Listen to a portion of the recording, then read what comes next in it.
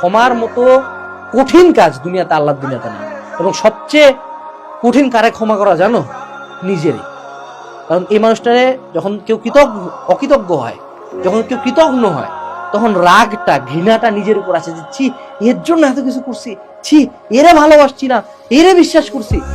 তো প্রথমত নিজেকে ক্ষমা করো, ঠিক আছে ভাই, আমি মানুষ, হয়তো আমার সঙ্গে অন্য একটা প্রিটেন্ড করছে, আমি তো দেখতে পাইনি, ওকে আমি নিজেকে ক্ষমা করলাম যে আমি লোক চুজ করতে ভুল করছি, নেক্সট টাইম থেকে ট্রাই করবো আর স্লোলি আগামী। এবং দ্বিতীয়ত ওই লোকটাকে যে ভাই তোকে ছাড়ে দিলাম, যা তুই জীবন থেকে বাদ, আল্লাহর উপর ছাড়লাম, আল্লাহ তোকে দেখবে, যা। দ্রুত লেট গো করতে হবে। কারণ তুমি এটাকে যত ধরে রাখবা ওর কোনো ক্ষতি হয় না। তুমি সবচেয়ে মজার কথা কি জানো?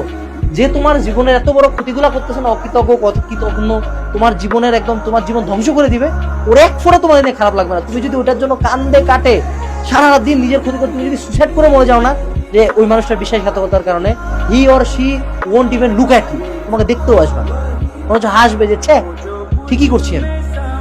ওর যেহেতু তোমার প্রতি কেয়ার নাই, ওর জন্য নিজের হার্ম করাটা বোকামি হবে কিছু। বুঝতে হবে, যত বড় হবে এটা বুঝবা।